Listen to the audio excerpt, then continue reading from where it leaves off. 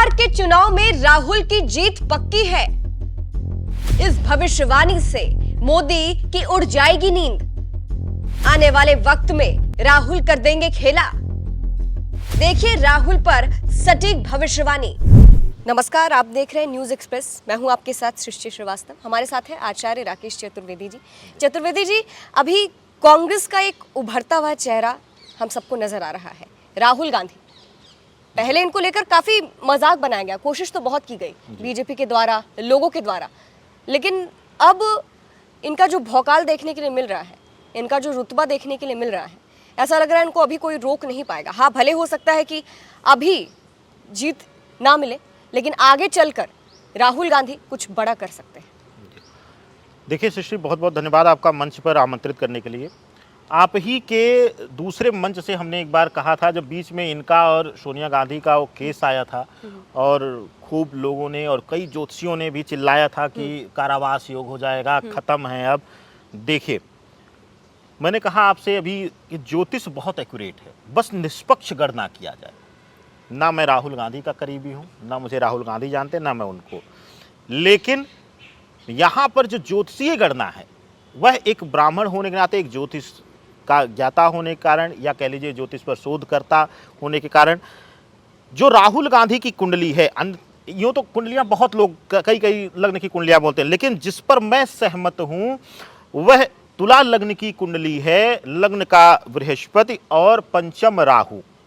पंचम राहु होने पर वैवाहिक जीवन की पूर्णता में देरी कराता है या फिर संतान पक्ष पे देरी कराता है। और साथ ही साथ बृहस्पति लग्न का जो कुंडली यह है, जिस कुंडली के बारे में मैं कर रहा हूँ चर्चा, वह कारागार योग बनाते बनाते, यानी कि दरवाजे तक, जेल के दरवाजे तक ले जाकर के पीछे खींच लेता है लग्न का बृहस्पति। तो यह कुंडली मैं प्रमाणित मानता हूँ। और इस कुंडली के अनुसार अगर देखा जाए, आपके प्रश्नों का अगर सीधा साधा मैं जवाब दूं, खूब षड्यंत्र हुआ, खूब सोशल मीडिया पर नए नए तरीके बनाए गए, चाहे आलू सोना हो, चाहे गिनती ना गिन पाना हो, लेकिन हम सब जानते हैं कि इतने षड्यंत्रों के बाद भी मैंने कहा था कि अब उनका प्रभाव वृद्धि होना शुरू होगा। और अभी जो लोग समझ रहे हैं कि राजनीतिक करियर राहुल गांधी का खत्म है, तो वह बहुत बड़ी भूल में है। बहुत बड़े पछतावे फिर उनके सामने आएंगे और वह अपने ज्ञान पर, या कह लीजिए कि अपने इस झूठे प्रलोभन पर बहुत पछताने वाले हैं, क्योंकि अब आने वाले समय में और वृद्धि होगी इनके प्रभाव में। शनिदेव गुरु की राशि में मीन में गोचर करेंगे 2025 में, और उसके बाद देखिएगा कि राहुल गांधी की यही सोना आलू और यही भूलती हुई गिनती लोगों को भाने लगेगी। और 100 बार मैं बोल चुका हूँ आपके मंच से, अन्य मंचों से, कि जब ग्रह मजबूत होते हैं सृष्टि जी ना, तो कोई झूठ भी बोलता है तो वह हमें बड़ा लुभावना लगता है, बड़ा ही सुहाना लगता है। तो यही कारण है कि अभी समय नहीं है, तो अभी वह कह लीजिए कि मजाक में है, लोग अनेक अनेक शब्दों से पुकारें, लेकिन इसी राहुल गांधी को लोग पसंद करेंगे, एकदम पसंद करेंगे, एकदम पसंद करेंगे। खैर अभी भी लोग पसंद करते हैं, अभी भी करते हैं, बिल्कुल पसंद करते हैं और है भी उस लायक। देखिए, कुछ लोग कहते हैं सूर्य मंगल नवम भाव का है उनका, जो मेरे द्वारा प्रमाणित कुंडली है। अगर चंद्र कुंडली यह मैं चर्चा कर रहा हूं क्योंकि समय कंफर्म नहीं है, तो इस स्थान पर अगर देखा जाए तो पैतृक रूप से वह एक राजा पैदा हुए हैं, यानी कि वह राज सुख से परिपूर्ण रहे। एक ज्योतिषीय मतलब वाकया में सृष्टि जी आपसे, क्योंकि ये ऐसी गणना, ऐसा कुंडली आपने उठा लिया है कि हास्यप्रद विषय लोगों ने बना दिया। तो एक हादसा मैं बताता हूँ। किसी समय बड़े विद्वान थे, उनसे मैंने ज्योतिष के लिए कुछ पूछा, तो उन्होंने कहा कि एक बड़ा वक्तव्य था कि बाबू, ज्योतिष वही बता पाएगा जो वाकई उसका विद्वान हो, बाकी लोग तो इधर उधर की बातें करेंगे। तो उन्होंने एक छोटा सा हादसा बताया कि एक बार राजा को बुलाया गया फसल पहचानने के लिए। तो राजा ने कहा, देखिए हमें पता है यही सब खाते हैं, लेकिन मैं राजा हूं तो मुझे पता नहीं है ये कौन सी फसल है। तो वही कहानी राहुल गांधी पर होती है। अभी वो राजनीति के गुण, कूटनीति, छल कपट सीख रहे हैं। जब वह परिपक्व हो जाएंगे तब तक उनके ग्रह भी परिपक्व हो जाएंगे, और तब देखिएगा कि यही राहुल गांधी कैसे लोगों का मन मोहता है।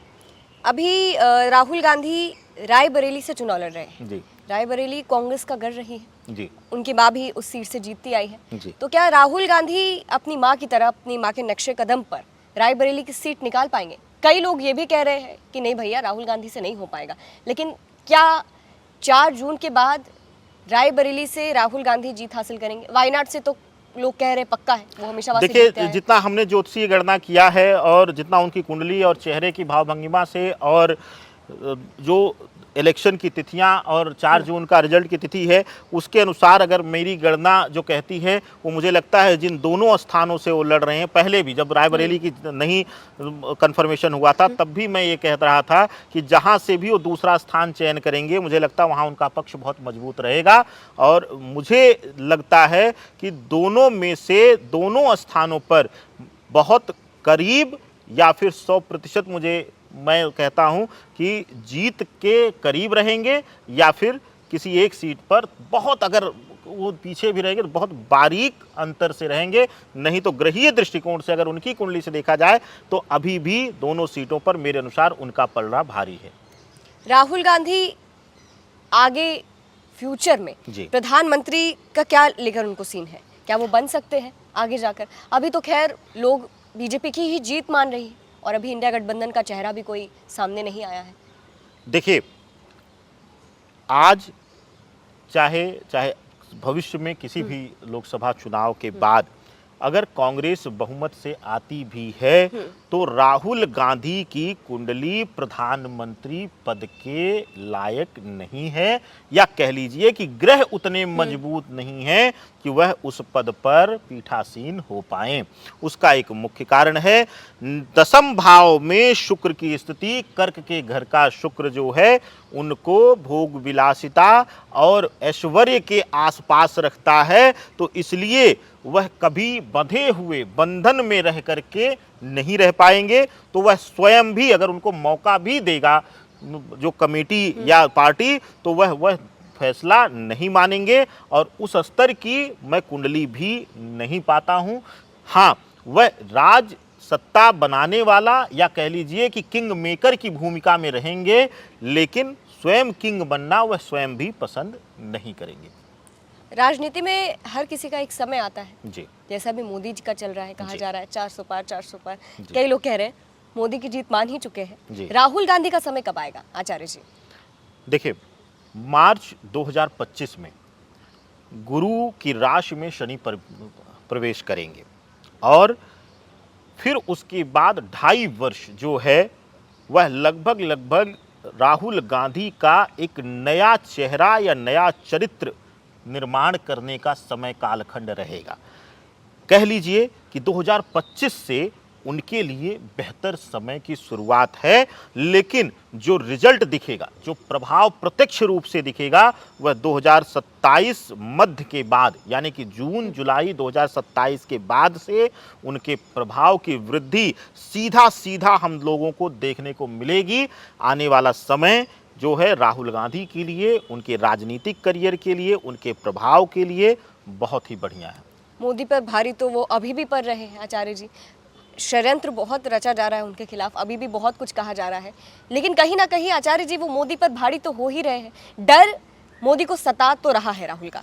जिस तरह से उनकी पद यात्रा ले लीजिए, कितने सारे लोग उसमें शामिल हुए थे और अभी भी राहुल की छवि बदलती नजर आ रही है। कहीं ना कहीं लोग उनको अब पहले से ज़्यादा पसंद कर रहे हैं। पहले बहुत आलू सोना करके मजाक बनाया गया था, लेकिन अब उसी राहुल को लोग देखना पसंद कर रहे हैं, लोग कह रहे हैं। देखिए, मैंने आपसे भी अभी कहा और आप ही के संस्थान के दूसरे मंच पर हमने ये चीज़ कहा था कि कई लोगों ने प्रश्न उठाया था कि ये रथ यात्रा या पद यात्रा बेकार रह जाएगी, लेकिन मैंने कहा था उनके प्रभाव वृद्धि करेगी, और बिल्कुल सही कहा आपने, उनके प्रभाव में वृद्धि हो रही है। दूसरा, मोदी पर भारी हम इसलिए नहीं कह पा रहे हैं या अभी ग्रही रूप से वो नहीं भारी पड़ रहे हैं क्योंकि अभी उनके संस्थान यानी कि उनकी पार्टी के द्वारा कुछ सही निर्णय, यानी कि यहाँ पर देखिए 2 चीज़ें होती हैं सृष्टि जी। एक तो उनकी व्यक्तिगत कुंडली, व्यक्तिगत को लेकर दूसरी उनके पार्टी की भी कुंडली। तो अभी उनके पार्टी की कुंडली की बदतर स्थिति है अगर कांग्रेस की स्थापना के समय से देखा जाए और जब से जिस दिन से पहली बार उन्हें अध्यक्ष बनाया गया था उस कालखंड को अगर देखा जाए तो दोनों ही समय बहुत गलत थे। और अभी कांग्रेस का स्ट्रगल है। दूसरा, व्यक्तिगत कुंडली उनकी बहुत मजबूत है।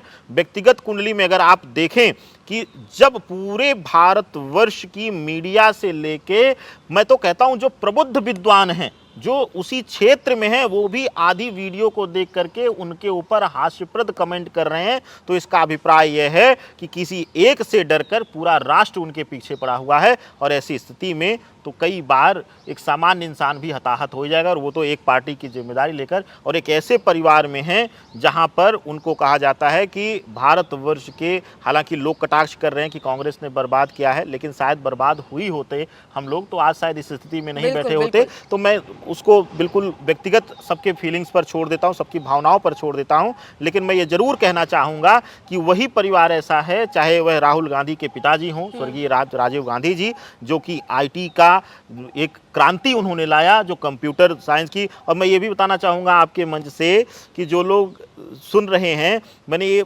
वाकया कुछ विद्वानों से जो वर्तमान सत्ता में हैं, और आपके पास भी अगर आप आर्काइव में आप लोग तलाशेंगे या गूगल पर तलाशेंगे तो इसी सत्ताधारी पार्टी के वरिष्ठ नेताओं ने धरना दिया था कि कंप्यूटर साइंस आ गया, कंप्यूटर विज्ञान आ गया तो बर्बाद हो जाएगा भारत।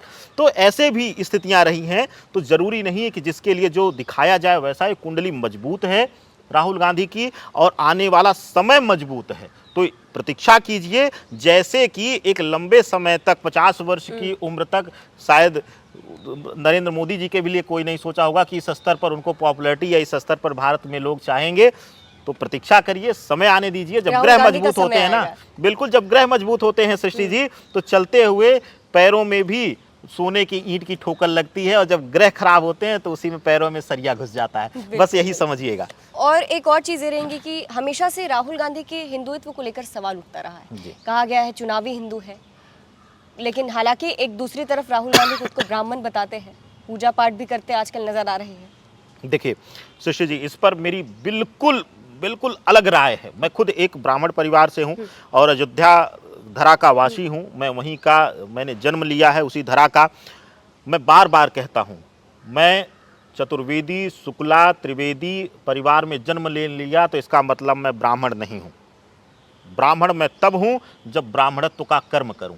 रोज बैठकर मांस और मदिरा का पान करने वाला अपने आप को ब्राह्मण नहीं कह सकता। कितने ऐसे लोग हैं आज भी सत्ता में जो गौ हत्या का विरोध करते हैं, लेकिन यही मीडिया दिखाई है। मैं तो बहुत ज़्यादा उनके घरों तक नहीं पहुंचा हूं, लेकिन यही मीडिया दिखाई कि उनके व्यापार स्थल पर, उनके घरों पर खुद उन्हीं का मांस परोसा जा रहा है। तो सिर्फ दिखावे के लिए कोई अपने आप को हिंदुत्व का चेहरा कहे, ये मैं नहीं मानता। दूसरा, उनका कुछ जीवन व्यक्तिगत है। हमारा सनातन धर्म कहता है सृष्टि जी कि जो जिसका अभिप्राय, जिसका अंतरात्मा जिसको स्वीकार करे वह उसको माने। इसीलिए सनातन में कहा जाए, जो लोग कहते हैं धर्म कहते हैं, यहाँ थोड़ा सा मैं अतिरिक्त समय आपसे ले, क्योंकि बड़ा गूढ़ विषय आपने कर दिया है।